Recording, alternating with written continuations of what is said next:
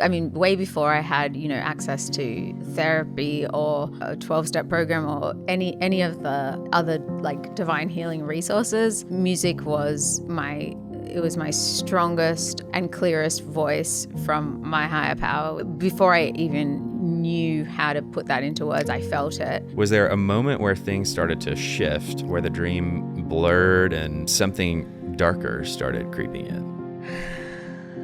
It wasn't a choice for me to get abused, but it was a choice for me to survive. And that was the best way I knew how at the time. So I was choosing to survive. I was choosing to cope with what I had access to allow me to cope. You come from this place of looking at people, I think, the way that Jesus truly did, and not from how many rules are you following from what's been prescribed as, And so that is the most beautiful thing you could possibly say to me. Thank you with my whole soul, Patrick. That is so moving. And I literally have to hold my heart in, because it's like, that means the universe to me.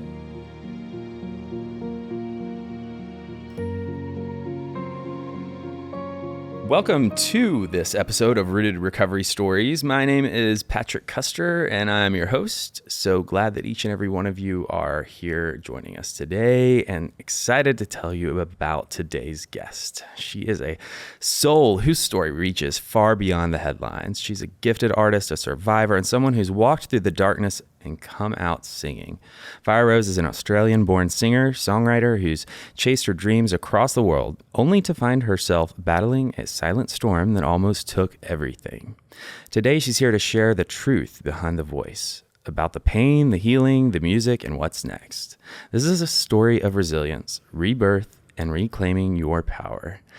Firerose, I am so honored and excited we're finally sitting down to do this together. Me too. Yes. I'm honored to be here. Thank you so much for asking me to come on the show. Absolutely. I haven't said this to you before, but I don't think I have. But I love your accent so much. I could listen to you like just read. I don't like to read. I like audiobooks. Oh, really? So I'm like, can I just have the Firerose read version? That's so sweet. Yeah. Do you have the Australian like set on your Siri or anything like that? I have. I change mine back and forth depending on like what mood I'm in. Yeah, totally. Mix it up. Yeah. That's amazing. That's amazing. I honestly forget that I speak weirdly sometimes. Like people will look at me like I've just not spoken English because it can get really thick, especially when I'm tired. But I appreciate that so much. Like there's still words that I like forget are not just like common here, even though I've lived here for so many years. And oh gosh, so, what are some like boot of the car? It's like what is the trunk. What is the boot of the car? It's like the trunk. Yeah, and like the cart. It's called a trolley, like in the shopping cart, and like just like random things like that. Thongs. Don't say thongs. Like thongs as in the things that people wear on the beach that are really... Yes, that's... Yes, yeah. Don't say that? Well, like here, if you say like, where's my thong? It's like different. It means something different. What does it mean in Australia? Like the shoes. Oh, the shoe. Yeah. Yes.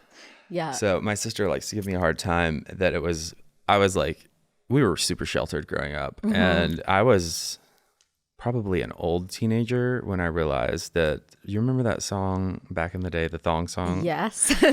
Well, I thought it was actually about flip-flops. So good. Wait, so like where you grew up, that's what it actually meant. Well, no, it's not what it meant. Oh. But I was so sheltered. I did not know that there was another meaning for a thong. Yeah. So I learned the hard way, like, saying it in the wrong crowds and being like, where's my thong? And you can't say that. Don't say that. But yeah. I'm just picturing you because you're so lovely and innocent. Like just being like, darling, have you seen my thong? I left it out here. So like to someone you don't like and not really that close to. Some very embarrassing moments in my speech, just not knowing. There's other thing I can't think off the top of my head now, but there's other words that like it's like it's identical word, completely different meaning. Yeah. Yeah. Yeah. But I also I mean, we say wankers like very Yes. commonly. Like that's a very important word because it's like very specific. It describes like a set of people who are just like not the kind of people you want to be around. Oh, it's just, not. See, I always thought it was just like anybody annoying or. Oh like, yeah, that's pretty. Like it's kind of like an Australian a-hole. Yeah, and there's like you could use it for a lesser extreme or like a more extreme. Yes, it's very useful word. Yeah. I shouldn't. Oh my gosh, I'm like okay. I mean, it's not what it like over here. It's like I don't. Do y'all say bloody? Like yes, bloody. Yes. Okay. We say a lot. I had no idea that in I guess in England is considered like a curse word. Is that though? Is it really? Because like we say it a lot. Like. Yeah. I mean, I was told that. I don't know. I've never been to England before. But like my British friends were like, yeah, I mean, it's kind of, it's on that end of like being touche. Yeah. I mean, like you wouldn't want to say it in like super polite company, but like, at the same time, I mean, I'll say that's another, if I say bloody, like people will look at me like, what the F did you just say? That's one way to grab people's attention over here, right? Like, are you about to talk about a murder scene or what? Yeah, and especially like bloody wanker. Like that guy is such a bloody wanker. Like, don't say that. Be like, what? I swear, every time we talk, I learn new terms that I'm like, oh, my vocabulary has just upgraded. That's so beautiful. I want to bring it so it's just like it's commonplace. Like everyone's just walking around Nashville, like. Those bloody wankers. Yeah. Can't stand them. Yeah. I am curious, since you've been in Nashville. Yes. How many years have you been in Nashville now? I've been in Nashville for about 3 years. Okay. Yeah. So since you've been here, have you, because I have this, like, I call it chameleon syndrome. Like when I talk to somebody for a very long time with an extremely different accent, it starts to like mimic or come out. Have you noticed people doing that with you? That's so funny. You know what? I like maybe like a word here or there. Mm-hmm. Yes, I actually have. I didn't know that that's what was happening, but now that you've like shone a light on that, that makes complete sense. Like, yes, people will definitely like speak with a slight Australian accent, but also like I moved to America when I was 19, and so like you'd think after all these years that like my accent would have softened some, because I know people that have lived, maybe even just like 5 years and they speak pretty much like full American now. That never happened to me. Like I don't know why, but it just never happened. I was gonna say, I don't think it had. Do you know the Small Bones, like yes, St. James? Yes, that whole family. Yeah, I've recorded a lot at like the Small Bone Farm. Okay. Yeah. So we like they were homeschooled too, and like we grew up doing the swim team together and everything, and so I like their accents have not gone anywhere. Okay, amazing. In my opinion, yes, and they've been here for what 20 something years. You know what? Now? That makes me feel so much better. Yes, that's like really a good example. Yeah, they do. They sound 100% like fresh off the boat. Yeah, fresh off the boat. That's right. That's awesome. I'm sorry, I might mimic yours on purpose. No, please. Like I am flattered and honored. So. Okay, hopefully that my questions are going to be flattering and honoring as well as we move through this. I'm really excited to talk more about your story, the specifics of this part of your story that we're going to go through today. Because I don't know that you and I have gone into some of this before. You grew up surrounded by a kind of musical brilliance, if you will. When it's in the air you breathe, I can imagine it's both inspiring and maybe overwhelming at times. I wonder if when you first started to sense that your path might sound a little different than theirs.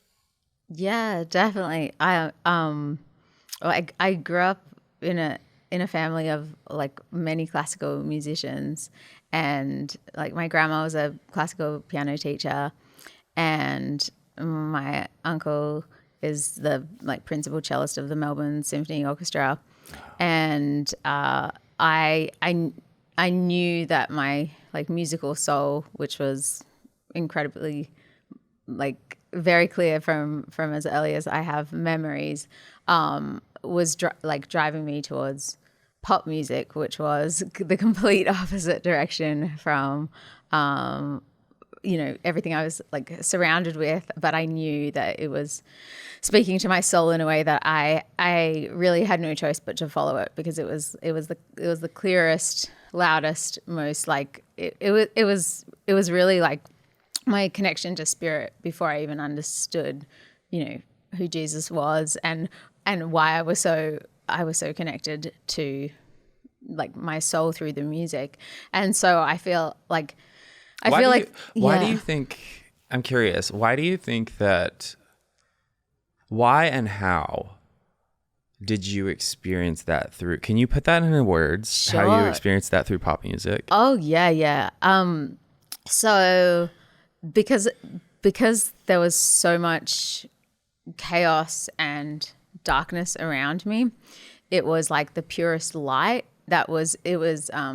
It spoke directly to my soul. Music has the phenomenal power of just bypassing all our thought stuff and the noise and just going directly to our hearts. And the pop music would speak to me like it was directly from God. It was telling me, love is real, holy light is real, divinity is real, and what you feel, if that was the only experience of true divine love that was coming through the music, it was the realest thing to me. So it was like if I was just, alone in my room listening to my songs, I felt the presence of God before I even understood that that's how he was communicating to me as a young child. But it was so powerful and so all-consuming and so much more powerful than any of the negative voices that I followed it like my life depended on it. And it most certainly did, because it led me out of all of the really dark places, and eventually, led me at 19 to make the jump from Australia and arrive in LA. And I was looking for where, so much of this music that had kept me alive as a teenager and a child, really, like I was looking for where it came from and wanted to be a part of that. I think, so no matter what you believe, if you, believe in the divine or, what you call God, I believe in a higher power, and I believe that there's divine purpose, and I think that there is so much. I think it's so beautiful to hear stories of how art and creativity is used to. You're talking about like potentially like it may have saved your life. Oh, without a doubt. Like when I mean, way before I had, access to therapy or, a 12-step program or any of the other like divine healing resources, music was like my strongest and clearest voice from my higher power, which is God. Before I even knew how to put that into words, I felt it. And I knew that there was a force that was way bigger than me, that was pure love, that wanted me to survive and wanted me to thrive and wanted me to feel all the things that, we're put on this earth to feel, which are all the beautiful things, joy and, creative pursuit and passion and art and all of that, like that wonderful stuff that the world around me was not encouraging and suppressing. And the music spoke to me saying like, no, this is the truth. And I followed that, and thank God I did, because I wouldn't have ever made it out of any of that if I hadn't. So having that courage, you made a huge leap, leaving home and moving across the world at 19. What was it? I mean, you talked about the music, but was there anything additionally that gave you the power, the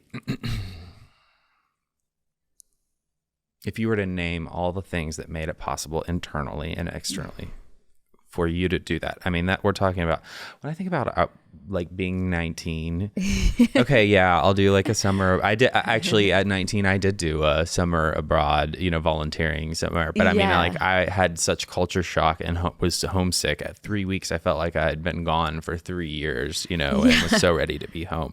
So moving like you did all the way, across the country, that's so huge.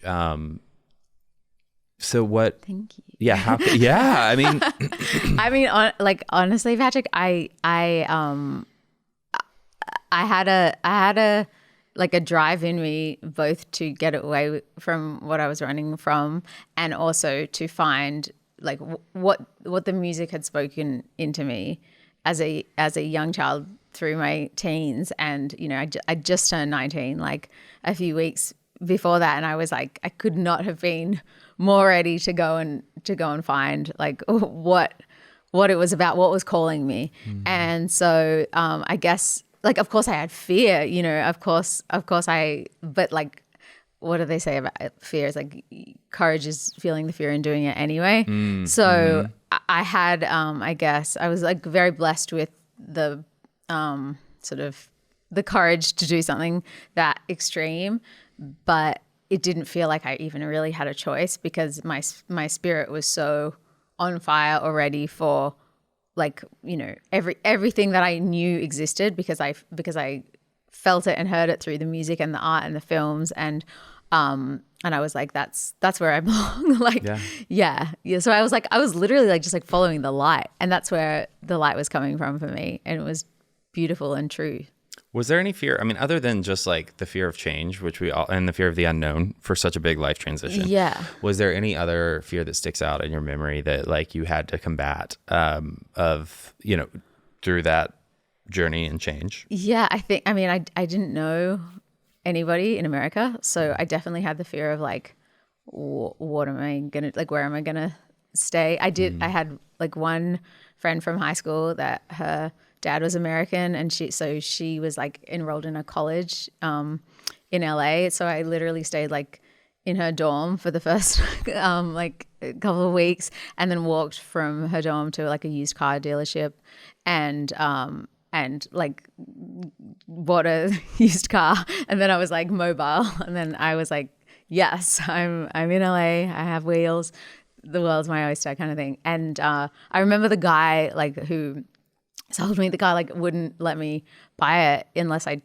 driven it. But of course I'd never driven on the wrong side of the road before. At the time it was still, drive. Yeah. So it's everything's opposite. Like I love how you say the wrong side. Yeah. Well, now obviously like I could never drive on like now it's definitely Australia's the wrong side. No, I love Australia, but like the everything was opposite. Yeah. And so he was like, I guess, I mean, it made sense. Like I was, going to drive off the lot. Yeah. So we went, and he literally made me like drive on the freeway for the first time. And I thought I was going to die for sure. Like I was like, I'm going to kill both of us. Like I didn't know how to drive everything, like even the gear stick, everything. Cause I remember when I was like, I think 29 was the first time I went to Los Angeles. And I don't know, I'm sober, and everybody I was with was not sober. Yeah. So I was the DD, of course. Yeah. And forced to drive on LA traffic. The freeways, like all the way through, like we were going from Pasadena to like West Hollywood. Yeah. Okay. And, or maybe even Malibu. I can't remember. But point being, I can totally relate to, well, no, not completely, because I'm saying I can only imagine adding on top of that, not being used to the opposite side of the road. But if you've never driven in LA highway traffic before, it's like it's literally a miracle that every single time you safely get to where you're going, for sure. Every 5 seconds, the like you've got like the lanes are merging or splitting. It's absolutely wild. Yeah. Like for sure. And I mean, when I think about that now, I'm like, I'm so grateful I didn't know just like how dangerous what I was actually doing was. But I mean that like her name was Holly, that car, and she lasted me for like my first like 6 years here, and I loved it. I loved every minute of it. Wow. Like it was great. Yeah. What made you decide to name her Holly? She was red. She was a red Ford. Oh, nice. Yeah, and I don't like that was all. Holly berries. Mm-hmm. I love that. Yeah. I don't know that I was able to make any of my first cars last close to that long, but it was definitely like that was God straight up just being like first taking care of gift. you. Yeah. Yeah. Because it shouldn't like for what I paid for it, it shouldn't have lasted like 1 month, but it was great. Yeah. Yeah. She ended up like breaking down on the freeway one day on like the hottest day of the year. And oh no. Well, at least you were hopefully by that point accustomed to which side of the freeway to drive on. Yeah, that's definitely. Oh my goodness. Yeah. Well, so there's often this space between chasing a dream and losing yourself in the process. I don't know if that was your experience, but I wonder, was there a moment where things started to shift, where the dream blurred and something darker started creeping in?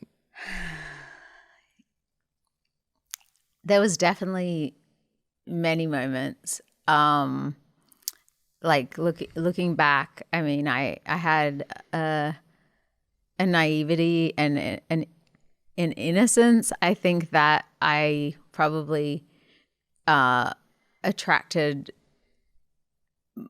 more than average like predators to me just because I was completely unaware. No one had ever taught me to protect myself or have boundaries.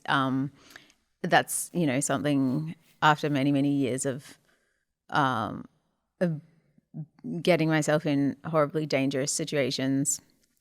I didn't know that if someone wanted to spend time with me, I didn't know that A, I had a choice, and B, that wasn't necessarily just because someone wanted to spend time with me that I should, or that like I just didn't have that.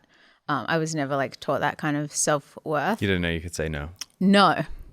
So all sorts of people who shouldn't have had access to me, in my my late teens and early 20s, like obviously, being from Australia in America, like I just was so vulnerable. And so I really had to learn the hard way, like over and over and over again. And so I think that when that really started to happen, and because I had no tools yet of how to process any of that trauma, I just repressed it, as you do. Right. And tried to just continue on like nothing had happened. And I successfully kind of managed to do that until I didn't.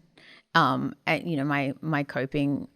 Yeah, I'm curious because I know, and we'll get to the healthy coping in a little bit, but I'm curious, like, what was how did you automatically cope? We all have things that we just are unaware that become our coping skills. Yeah, whether they're, for me, it was definitely drugs. That was my pretty much my one and only. Was that your coping. first, or was it behaviors first? It was. Looking back now. Really what happened was like some horrible things happened to me. I couldn't talk about them to anybody, and what made me feel better was weed. So I went from, occasionally having a puff of a joint at a party to being like, well, that helps me feel better in that moment. What if I just, and in California, obviously you go to the corner store and it's very, very available. I got a license or whatever from the doctor. So it's like, oh, this is medical. And it seemed very harmless. But of course then, I was smoking every single day alone. And that helped because I didn't have to feel the feelings that I was running from. But then, of course, it became, very obvious. I mean, I knew in my innermost self at like 23 that I had a problem, because I couldn't any longer like think about, do I even want to do this? It was just like, this is how I'm living now. And I already knew, you know, that's not my best self. And then of course it, you know, progressed as it does when you're an addict, and you've awoken that ism, and so for me then it, you know, it progressed to harder drugs, and by the point that, you know, I was in my mid-20s, I basically was like, okay, well, I guess I'm a drug addict now. So yes, it definitely it caught up to me in terms of like running away.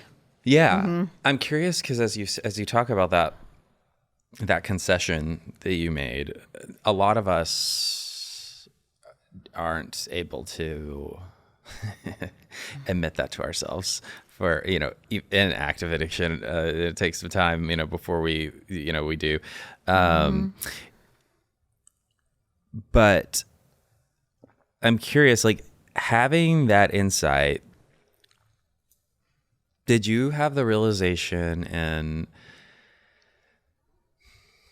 because so many of us, before we start, like after we get sober, we look back and go, yeah, but I can spot how it was manifesting in me before the first drink, before the first, you know, like, I think we all naturally compartmentalize. Like, I think that is a easy go-to, that like we're just built to be able to compartmentalize, but like there's a certain point where we can't anymore. It's like overflowing. And I think that's the point where, when I was mentioning earlier, I'm like, but looking back, was there something for you that you like, did you have, even if it wasn't I guess to give you an example for me, mine were moments of like, I couldn't handle the emotions or the things, right? So mine revolved around food or restriction of food and over exercise. Oh, sure. That was my first way of like managing before my first drink. But even outside of having like that unhealthy coping, so like there was a point looking back now where I can remember and be like, oh, I didn't know it then, but I was sitting in this awareness that I was like anything but this. Yes. It's so interesting that you say that, because like, it's like, I don't, obviously, you know, being in recovery, like, you know, I'll be 9 years sober in May, which is so cool. But I, you know, talking about it all the time. It's like, that's such a fascinating question, because I really don't think about it. But when you're asking now, I'm thinking about like the year, you know, before I started smoking weed every day, and I would have to go to the gym every single day without fail, or I would feel this like horrible feeling in my body. Like it was probably an obsession that it would have been under the guise of, you know, well, you know, I was, you know, I was a musician and an actress, so it was like kind of like the territory. Sure. No one was questioning it. Oh yeah. But was it obsessive? Absolutely. Like, you know, and sometimes twice a day, and it was not a healthy relationship with exercise. It was definitely obsessive. So yeah, no one's ever like, I mean, I probably, yeah. So it came out in the form of controlling. Like, definitely. Yeah. You can't control all the other stuff internally. So it's like, I'm going to control all these other things. Yeah, totally. And I think also like OCD, like, which, you know, still to this day, like I have to like actively like talk to myself when, you know, like you've already washed your hands. You've there is no reason why you haven't touched anything. Like it's just like, you know, the ism coming out to attack me. I mean, did that start for you? The obsessive compulsive tendencies, did that start for you in that period between the trauma happening and I definitely weed? I had, heightened anxiety around, it came out around exercise, like obsessively, and then also the like OCD behaviors with like it was just this compulsion, like Hygiene and cleanliness and germs. Yeah, but not so much even like it didn't logically make any sense, but it was like It rarely does. It rarely does. Yeah, it was definitely just like, and I think I think it was just about trying to control something, because everything felt, especially like with the stuff that had happened, I felt so out of control. So it makes complete sense as to why I was trying to at least have control over whatever little thing that was in my life. But of course, anything that you're trying to do to manage like feelings that you're not looking at is going to probably become a problem eventually. But sure. Like if I hadn't have started, taking drugs, I'm sure I would have continued down that path. But then of course, like exercise didn't feel very important when like my main priority was to make sure I had my weed. I often talk about this when I'm doing, talks about addiction and mental health, that for people who don't understand or who've never been through it, for those of us who have struggled, and nobody can really identify the line, right? But there's that period of time where, I mean, quite frankly, for me, there was a period of time where alcohol was something that kept me alive, honestly. Totally. Because do you know what I'm saying? Oh, without a doubt. Thank God for the substances that I had during the times that I needed them to survive what I was surviving. Yeah. Like it was just as, that's something that probably, you're not like, well, I wouldn't say we live in such a polarized. So we live in such a polarized society where everything's either good or bad, black or white, and we feel this need to filter ourselves and be like, can we say that? Because it's like, you don't want to encourage anyone. No, are we encouraging anybody to use substances just because you're having a hard time? No, because that's like, it's one of those things where, I mean, also you could take that to any point, right? Like, let's just talk about how exercise is actually a good thing. Exactly. What if you have a heart condition and really aren't supposed to get your heart rate up above, a certain point? Granted, comparing exercise to drug usage isn't the same thing, but it's, as someone who's exercised obsessively, I can say like that's a slippery slope as well. Yes. Like anything done in excess when it's coming from a place of trying to get that control over something in your life, whether it's the emotions you don't want to feel or the control that you don't have or whatever it is like anything to excess from that place could be harmful. Even the beautiful things in life, like, totally. Yeah. But I think that insert the important topic of harm reduction. Because if things are bad enough in your life and you don't have safety and solution that's healthy. Yeah. Something that's not necessarily the best coping mechanism, it can be the lifeline that gets you to a point. Absolutely. And that's where I think you and I are getting at, for the, listener why we're saying this, if this sounds foreign to you or it sounds odd, there are many of us that have been in a place, where you don't see a light at the other side. You've been through so much trauma and you don't have access or awareness that there's something different. Yeah. But, at a certain point, it gets too much. I'm curious because as you talked about how, not to dumb this down, but if I were to simplify what you were talking about, is that like what you needed was a sense of control. for me, before I got sober, I never felt that with weed. I would try and try because I was like, because everybody smoked weed when I was younger, like I would try so much because I wanted to fit it, but like every time I felt so out of control. So that was not my substance. But clearly it clicks with some people's brains. I think to even expand on that, like it was also for me always through every substance, alcohol, weed, all the other ones. Yeah.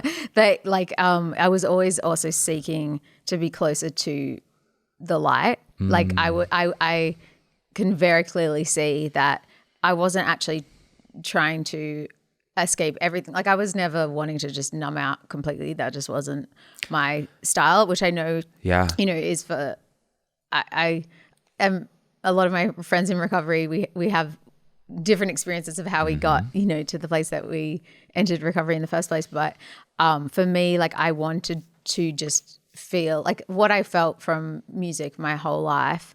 I just wanted to feel that closeness to the divine, essentially, and I temporarily could through substances until they became the problem. Sure. So, like, that for me, like, I literally remember, just feeling those feelings of peace, safety, love, through the substances before. So when you're talking about coping mechanism, like I was using it to remember, like, there's actually good things in this world, because stuff started getting really dark after, It's interesting that you say that, because that was my experience as well. Being able to, it was one of the only gateways for me to access that place of positivity. And that's what I was seeking. I don't know that I was ever, I don't know. I'm sure there were some specific nights that I was like heading straight for blackout on purpose. But for the most part, I was not the type of person that was seeking to, like you said, numb out completely. Yeah. There were just, it's like, that desire to control, because it's like, no, I want to go a certain direction and leave the other stuff. Totally. That's like what became of me eventually was like, I was like a chemist trying to get that perfect balance of having enough, enough like of this that I could feel that sense of control, enough of this I could feel that sense of like closeness to God, enough of and I was just trying to get into this state that I would just feel okay. And of course, like was there a period where you did feel that, and how long did that last, if so? It was like I'd just get the balance right, and I might have it for half an hour. Like it was not a permanent state. And what I've like learned now, because obviously I know myself so much better, thank God, on this side of everything that I've been through, I have learned that what I was actually seeking through those substances, there was like actually a beauty and a pureness to what I was seeking. There was nothing actually wrong with me trying to heal myself and block out the ugly stuff and the dangerous stuff that I'd survived and all of that. That was actually like loving myself, trying to not feel the bad feelings. And of course, like through the filter of like, I shouldn't say this just in case there's someone listening that, it's like, I'm not giving anyone permission to do anything destructive to themselves, but in terms of like, obviously in your story, let me, because I know where you're going, and I don't want you to feel like you're like, I wouldn't have survived those years if I didn't have access to the medicine that I was taking to help me survive. And you were making the best choice you could with what you had at the time. And, looking at this also, we could say, well, was it really choice because you were an addict? Well, how would you answer that? I think God gave us all free will. And I think that that's it's a beautiful gift, and I think that everything ultimately is a choice. Like, I don't think, I mean, in the sense of like, you know, it wasn't a choice for me to get abused, but it was a choice for me to survive. And that was the best way I knew how at the time. So I was choosing to survive. I was choosing to cope with what I had access to allow me to cope.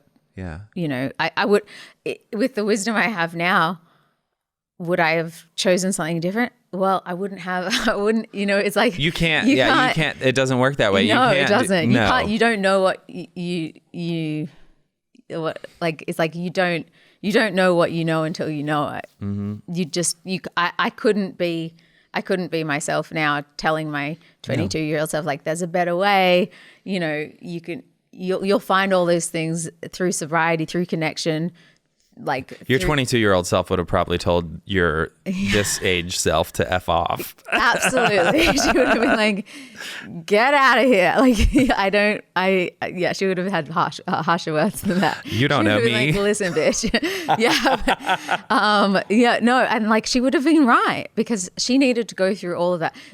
I think one of the most like interesting things about, you know, like walking through life and getting the privilege of getting to survive, because none of it is a given. Like I should have been dead so many countless times, and God performed so many miracles, you know, right up until very recently. Like, you know, I was saved over and over again, and none of that was an accident. And also at the same time, like the gift of life itself, to get to grow older, like that's such a gift, because the alternative, there's no guarantee I should have made it out of my teens as a runaway. There's no guarantee that I should have made it out of my, you know, later teens, all the stuff that happened to me, and then my early 20s and my mid 20s. And by the time I was, you know, in jail as a 28-year-old,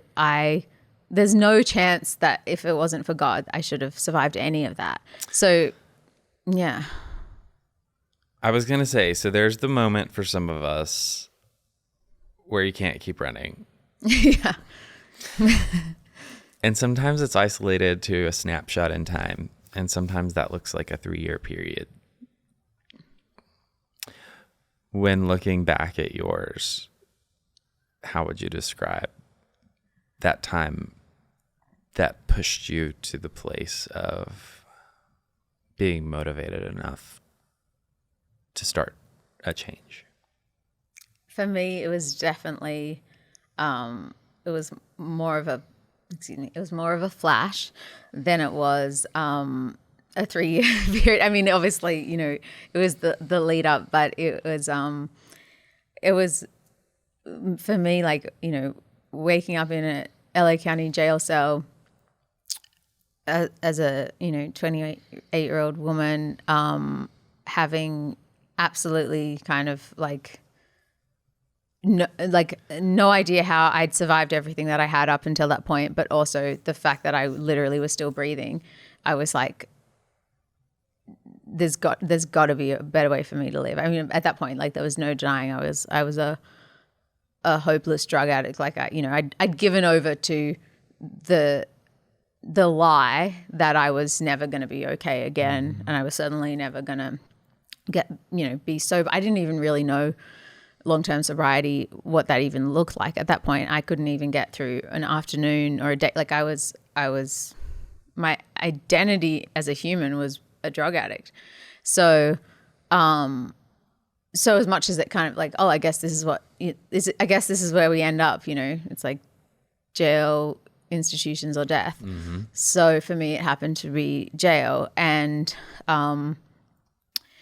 so it was like, it was in that cell that I had like a spiritual awakening, that Jesus came to me in, I mean, he'd already started showing up in profound ways in my dark years of addiction, showing me who he was through like these visceral experiences. And it was so profound that I hadn't been taught ever, like, you know, there's immeasurably loving, living God that is with you if you open your heart to him and you want him to like lead you through life. I had that experience. So when I had that experience, I was like, I need to know more about this guy. Like, I need to know more about God. I need to know what is happening in my spirit. This podcast is brought to you by Promises Behavioral Health. If you or a loved one are struggling with trauma, addiction, or mental health, we are ready to answer your questions and help you take that next step. Call our admission center at 888-648-4098 or visit us online at www.promises.com. Our team is ready and waiting to answer the call for help. But the experiences you've just described are like, the burning bush. Very much. Okay. Yes. But like much more to the, sometimes we talk about burning bush experiences and it's very metaphorical. It's, and what have you. And yours was much more close to the definition, like the actual definition of burning bush experience. Yeah. And I'm just so curious how you knew that you knew that you knew. Yeah, that's so beautiful. I mean, like, because it was so different to anything that I'd ever experienced in terms of like the presence of unconditional love, which I had never had. So a peace far beyond my understanding enveloped me. It was so undeniable because, of course, at that point, I had whatever it was, like 10 days sober, and that was all I had in the whole world. Like, I had, everything else was stripped away from me. From God's perspective, like, that was, of course, all exactly on purpose. Like, I was to be left with nothing but his presence. And at the time I had no idea, but in retrospect, it was like the most perfect divine design of all time, because I had been seeking him through, all the other ways, like all the other worldly ways and substances and trying to, and then filling that God-shaped hole. Yes, exactly. Yeah. And then, of course, when I was stripped down to nothing, I felt like I had everything because I finally knew what my purpose was on this earth. And it was to get to know this, like, a higher power, holy force that was presenting itself to me very clearly as like God, Jesus. I didn't know, had no reference. That's what I was going to ask you. Did you know, at the time, did you know this is God, or did it just feel like peace, love, a spirit, you know what I mean? Yeah. Like, or did that language come later for you to be able to identify? I think it's still coming in terms of like, by the miracle that occurred almost 9 years ago, I have had like so many more countless miracles in addition to just the daily miracle of me being alive and sober. I did know it was God. I did. And I just didn't really have like much of a reference as to what that actually was, because I had a long way to go in terms of discovering, like, well, who is God? Why does he love me so much? So this like immeasurable grace that's been given to me to save my life from, there was no logical reason why I should have been saved, because I'd run my life to the ground to the point where I was, a drug addict in a jail cell. Yeah. But that was where he showed me who he was. And then one day at a time since then, he's like, through showing me who he is through all these experiences and people like yourself, like truly godly people, they have shown me that he's as real today as ever. He's like, it was very much like, it was biblical in its like in its epicness, because he didn't accidentally save me from the life that I had created for myself. And he still continues to save me from situations that I get in that I absolutely... I have to insert here for any of the, I remember you and I were having lunch and I used the word Christianese and you were like, what is that? And because I think like when I hear you talk, it's so interesting to me that like when you talk about something like an experience of being so biblical or people being so godly and showing the love of God, as I have gotten to know you and know you more, it's so different than the world that I was raised in. Because when you hear somebody say that, so much of the time it's a deep evangelical Christianese that I was raised to hear people when they say those things, they're not referring to them the same way you come from this place of just looking at people, I think, the way that Jesus truly did, and not from how many rules are you following from what's been prescribed as, are you measured to the, what's the... And so that is the most beautiful thing you could possibly say to me. Thank you with my whole soul, Patrick. That is so moving. And like, I literally have to hold my heart in because it's like, that means the universe to me. Thank you. Yeah. That's just because he's showed me who he is. That's my only actual direct like knowledge. I try to take everything that is of the truth and leave all the hypocrisy and stuff that isn't, because that word right there. Yeah. I think that we live in a day and age and in a society where there are a lot of people that have experienced church hurt. Of course. Yeah. And I truly believe, and this is not, I'm not intending for this to be an episode where I'm trying to say everyone needs to be a Christian. But I do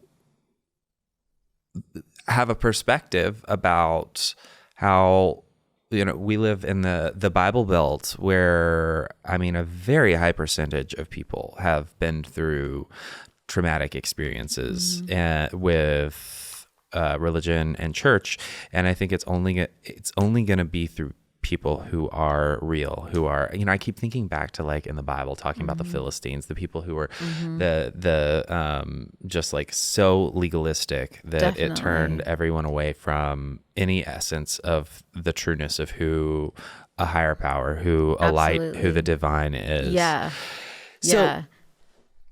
So in all of that, where you've come from, you are describing what you experienced, but then you had to do something, which is surrender to it.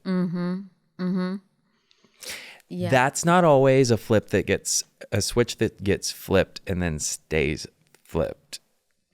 What happened for you, following that decision? Yeah, that's a really, really great question. Because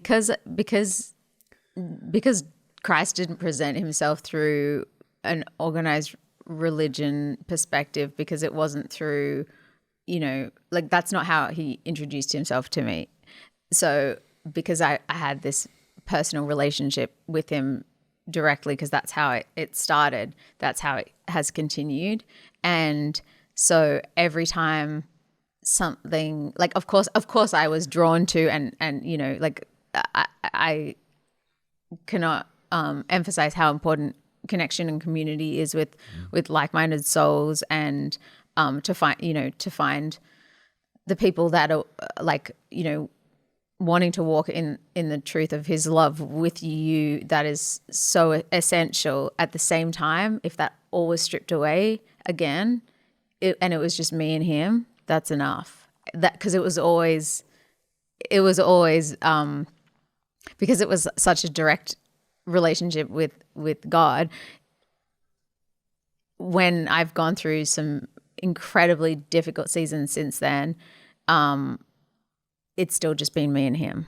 And my life has looked, really different over those last 9 years, but the one constant has been my unwavering reliance on him, and he every single time has shown up in ways that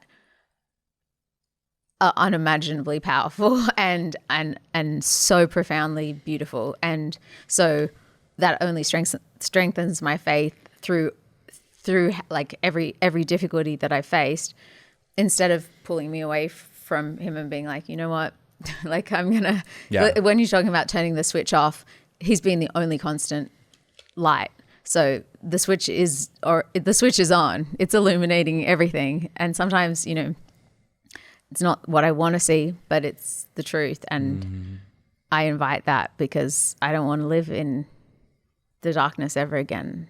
Having had experienced that for as long as I did, all I want is the truth of God and the light of him. And I find that through those who, even if they don't even know it's from God, that's the beauty. Like the truth of divine light is that someone could like live their whole life. They don't know it's Jesus. They don't know it's God, but they are holy because they live from love. They live from kindness. They live from truth. They live from integrity. That's God. That's godly. They just might not, you know, like, yeah.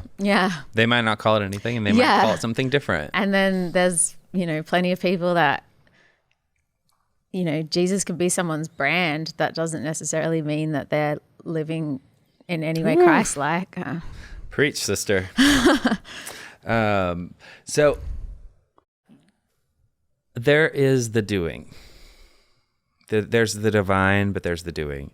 If you had to give me just a bullet point of, do you know what I mean? Like, yes, there's the heart change, there's the surrender, there's all the things you described that God has done for you. But there's the part of you having to actually move your feet.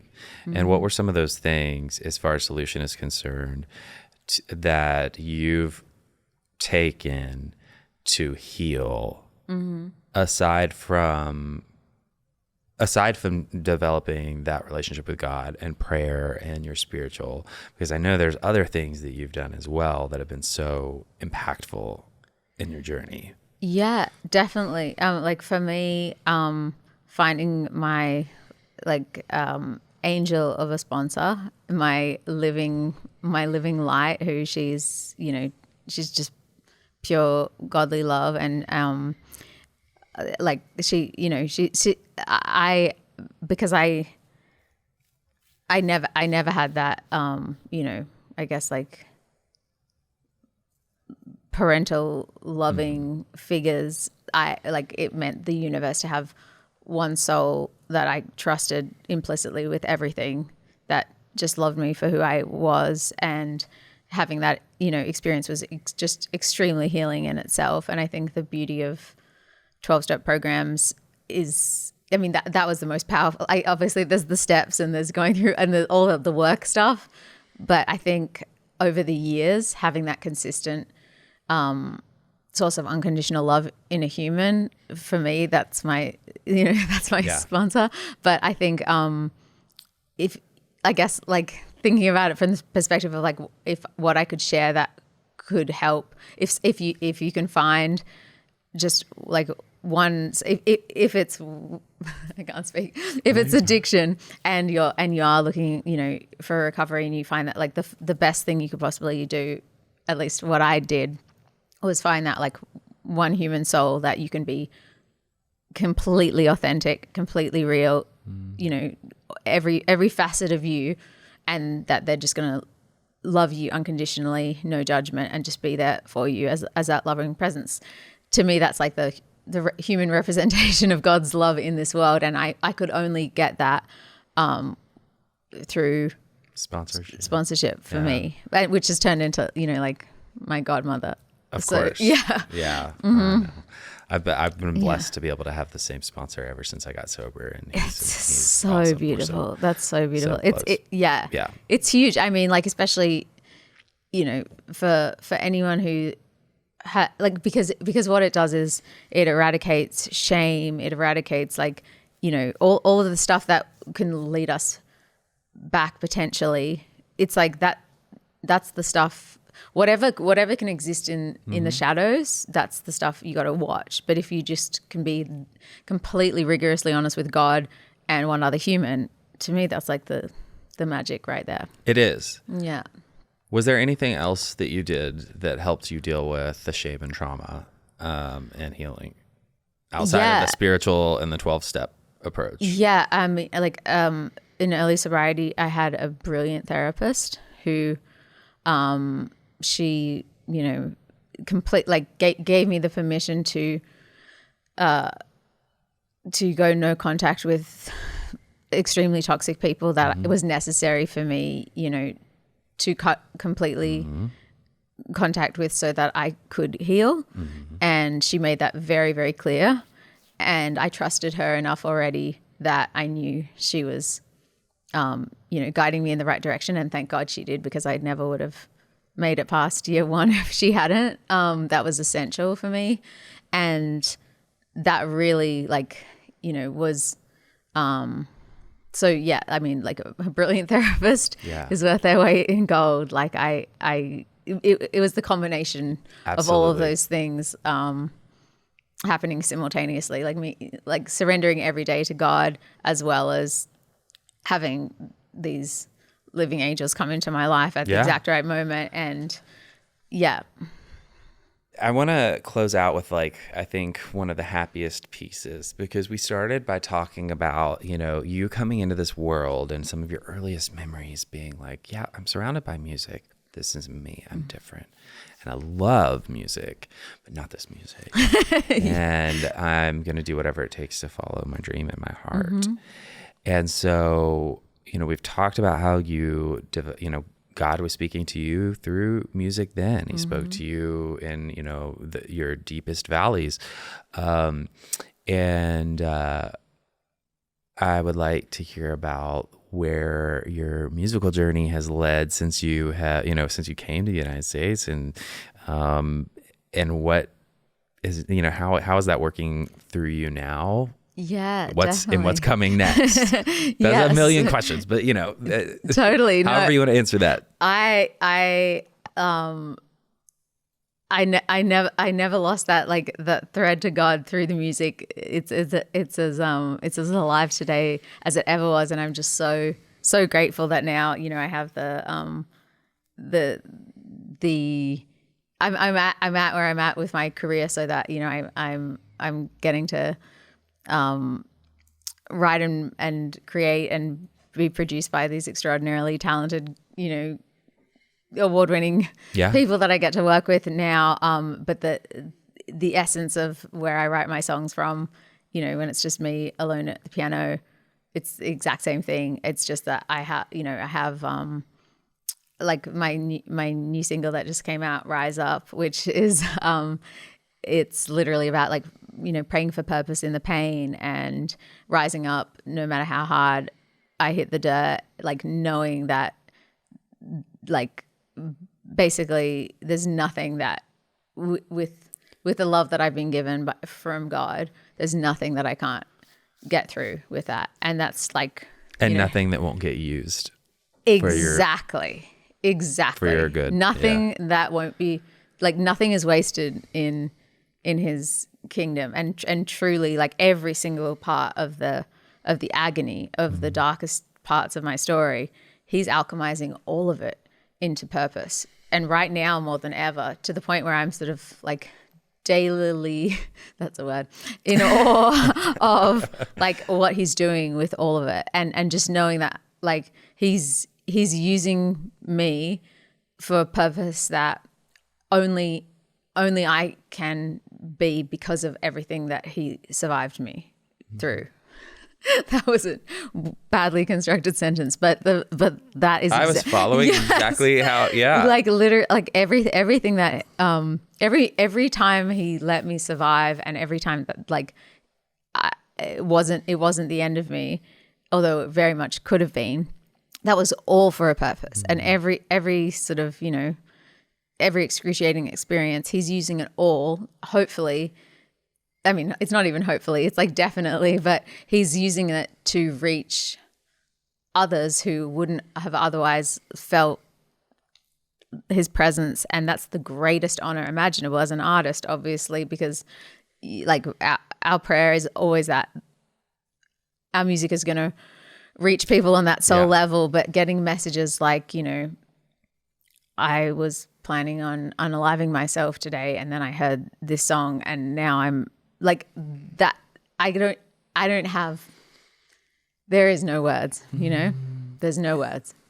There's no words for the fact that I was literally just about to ask you the question you just answered, which was like, what do you have a story about how your music has, you found, you know, that you've gotten feedback about how it's changed somebody's life? Yeah. And yeah. That's so beautiful. That's happening now on a level that, you know, every message that I do receive that is just, it's like, I become speechless because I'm just in awe of what God is doing through that. Like he gave me the gift of, you know, music and songwriting for a purpose, and I feel like I'm finally, after all these years, in complete alignment with delivering those messages in real time to who who needs to hear them. And that's like, it would feel like a huge responsibility, but I know it's like, it's not of me, it's just coming through me. And that's just my job, is like, as an artist, is to just get out of the way so that message can come through as organically as possible, so that it can reach souls like that, it, you know, that it has been, and like, please Lord continues to, that's so beyond me, you know? Yeah. You know, you have a very unique story in that, I mean, everybody's story is unique, but I would say you have a very unique story in that, like we said, the burning bush experience. What would you say to the individual who's listening and says, like, yeah, I identify with like parts of your story, but like, there, you know, I haven't felt the divine show up for me. And I'm,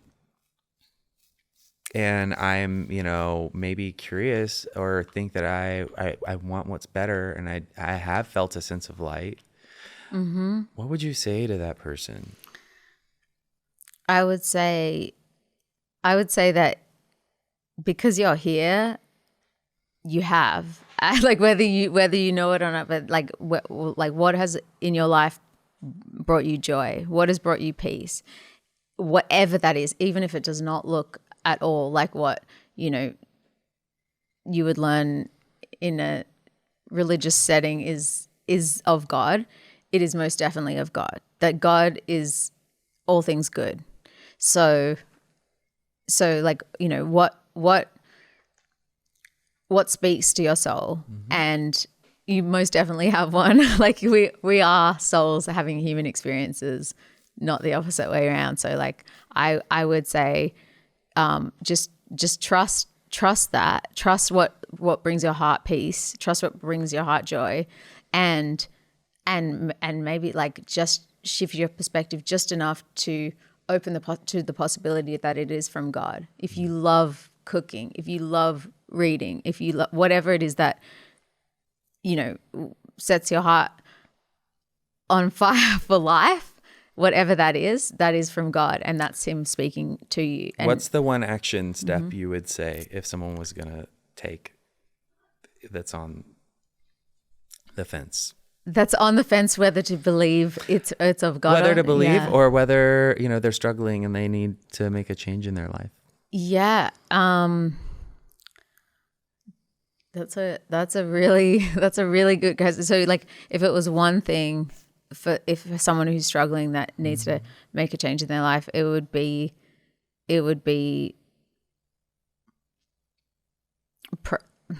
pray. If you've never prayed before, just start talking to a loving presence. If you've never had a loving presence, imagine what it would be like that if there's a almighty presence in the universe, if it's nature, if it's, you know, anything that you can see it's outside of yourself. Because I mean, just remembering how cripplingly isolating it was in those dark years, if I hadn't have believed and known that it was all like a part of a tapestry that was so much more grand than what was just happening, like just trusting that it's hard to, because obviously it's like trusting that God has a plan for you and that God has a plan for your life. But if you're struggling to believe that God even exists, which I understand how difficult that is, you know, for a lot of people, I would say just taking that small leap of faith into even just temporarily suspending your doubt, even if it's just that. So just like, you know, if you're consumed by the fear and the doubt of believing, just taking, you know, half an hour a day and just being like, for this half an hour, I'm going to believe, even if it feels weird, even if it feels like, and just in that space, talking to that loving presence.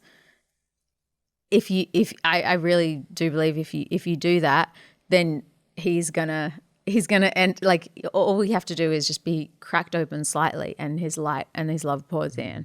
Like, so it's like the mustard seed faith. Like if you can just plant a small seed, like he will do his works and he will make it grow into a beautiful, vibrant tree. But like all we have to do is just have that tiny bit of faith and he can do miracles with it.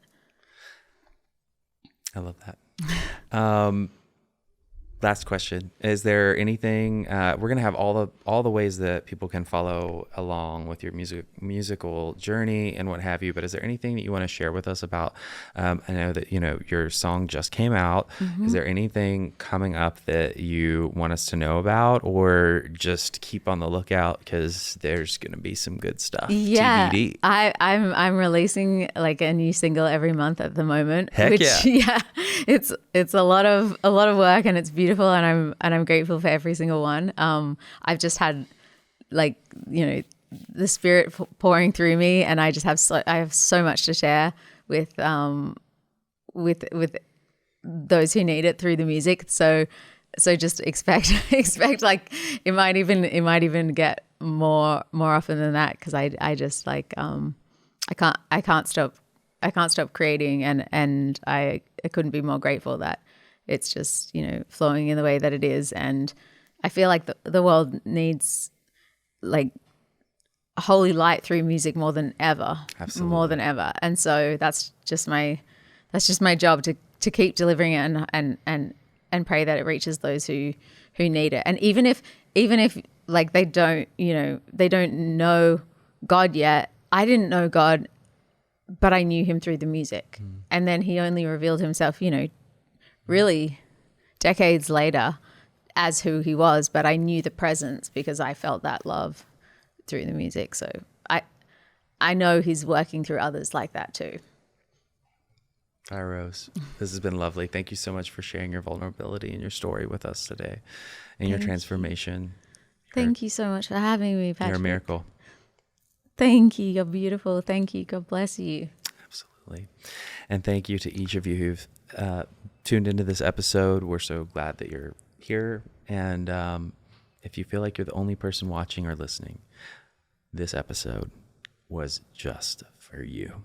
I'll close out how I always do and remind each and every one of you that it's never too late to start loving yourself, and you're always only one decision away from a completely different life. This podcast is brought to you by Promises Behavioral Health. If you or a loved one are struggling with trauma, addiction, or mental health, we are ready to answer your questions and help you take that next step. Call our admissions center at 888-648-4098 or visit us online at www.promises.com. Our team is ready and waiting to answer the call for help.